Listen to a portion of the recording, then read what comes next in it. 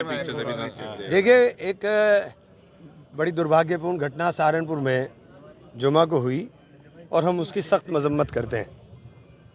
और हमने कप्तान साहब से निवेदन किया कि गाजरों को चोर को जूती की सज़ा मिलती है, फांसी की नहीं। तो जितना जिसका जुर्म है उसको उतनी सज़ा मिल जाए। और आपने गिरफ्तारी भी कर ली बहुत सारी, और मुकदमे बहुत संगीन धाराओं के अंदर आपने लिखकर जेल भी भेज दिया। एक जो बार बार आ रहा था कि NSA लगाई जाएगी, तो मैंने निवेदन किया कि ये कृत्य जो इस तरह का जो कार्रवाई है उस कार्रवाई से कम न्याय तो नहीं मिलेगा। क्योंकि मैंने आपको पहले ही कहा कि एक बहुत सीधी सी मिसाल है कि गाजरों के चोर को जूती की सज़ा, जिसने जितनी खता की है उसको सज़ा मिल जाए। कप्तान साहब ने हमारी बात को सुना और आश्वासन भी दिया है, लेकिन हमारी भी जिम्मेदारी है, कुछ जिम्मेदारियों को हमें भी अपना आप ओढ़ना पड़ेगा। हम चाहे उलेमा हों चाहे पॉलिटिकल लोग हों, हम अपनी जिम्मेदारी से नहीं भाग सकते। हम इस बात का सख्ती के साथ आज हम जा कर के बात भी करेंगे कि जुमा की नमाज के बाद ये प्रदर्शन किसी भी सूरत में जायज़ नहीं है। अगर हमें कोई प्रदर्शन करना है तो उसका डेट रख के, टाइम रख के प्रदर्शन करें, लेकिन मस्जिद से निकल कर के प्रदर्शन होगा ये किसी भी सूरत में जायज़ नहीं है। और लोग जुमा को, अब सोशल मीडिया पे आज चल रहा है कि रविवार, सोमवार, मंगलवार, वीरवार और पत्थरवार, ये क्या ड्रामा देश के अंदर शुरू हो गया। अगर कोई दूसरा इस तरह के बात बोल रहा है तो उसको बोलने का मौका कौन लोग दे रहे हैं।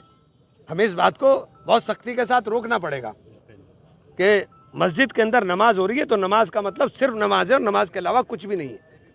और अल्लाह से दुआ करें, बाहर निकल करके अपने घर पे जाएं और काम के ऊपर जाएं। हमने इस जिम्मेदारी को ओढ़ने का काम करेंगे और अपने शहर के अमन को बचाने के लिए अगर हमें जान देनी पड़ेगी, अपनी जान भी देंगे।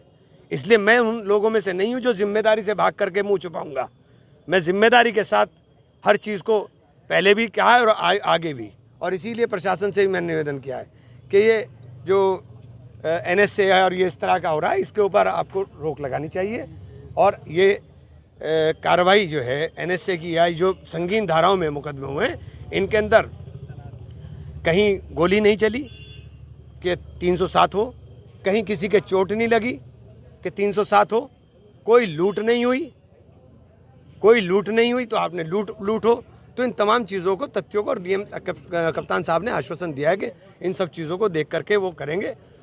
कुछ उम्मीदें उनसे हैं और उनकी उम्मीदों को पर प्रशासन की खरा उतरें तो निश्चित रूप से शहर का अमन बचा रहेगा और सबके लिए ज़रूरी है कि अमन बचे। नेताजी, बुलडोजर की जो कार्रवाई हुई है उसके बारे में आपका क्या कहना है? देखिए, बहुत सारी चीज़ों को बोला नहीं जा सकता, लेकिन मैं इतना ही कह सकता हूँ कि जो बुलडोज़र चल रहा है, ये जो प्रदेश के अंदर बुलडोज़र की कार्रवाई हो रही है, ये पूरे न्याय सिस्टम को दूषित करने का काम कर रही है, ध्वस्त कर रही है। आप पूरे सिस्टम को, एक न्यायिक प्रक्रिया है, उस पूरी प्रक्रिया को ध्वस्त करने का काम कर रहे हो। आपने प्रयागराज में मकान ज़मीन दोस्त कर दिया, चलो यहाँ तो छोटा सा छज्जा ही गिराया आपने, यहाँ तो छज्जा ही गिरा है छोटा सा उसका, लेकिन आपने वहाँ तो पूरा मकान ज़मीन दोस्त कर दिया।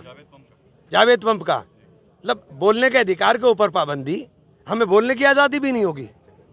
उनकी कुछ हेट स्पीच देखी गई थी, इसके बाद आप हेट स्पीच देखी गई तो जेल भेजिए। आप हेट स्पीच है तो आप जेल भेजिए, आप जेल भेजो। हेट स्पीच है आपके पास, ये जो पूरा सिस्टम है CRPC IPC किस चीज़ के लिए है? इसी चीज़ के लिए है ना। आप जेल भेजो। कल को मेरे घर पर भी चल सकता है बुलडोज़र, मैं बोल रहा हूँ, मेरे घर पर भी चल सकता है। ये नहीं है मैं, और हम लोग डरने वाले नहीं है। कल को चलाना, आज चलाना, कल चला दे। हम डरने वाले नहीं और न डरूंगा कभी ज़िंदगी के अंदर। इमरान जी, ये बताएं कि आप जब आप मिले हैं तो मतलब कुल मिलाकर आपका ये एजेंडा ये था कि जिन लोगों को तर्क में वांछित किया गया है, जो मुकदमे दर्ज, उन पर NSA ना लगे और उनको रियायत करें। देखिए, मेरा सुनिए बात, हमारा बहुत स्पष्ट कहना है।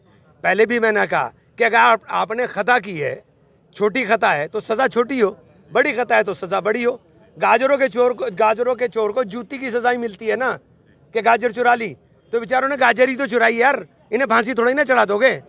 बच्चे हैं सारे नाबालिग, बस इतनी बात है और क्या है।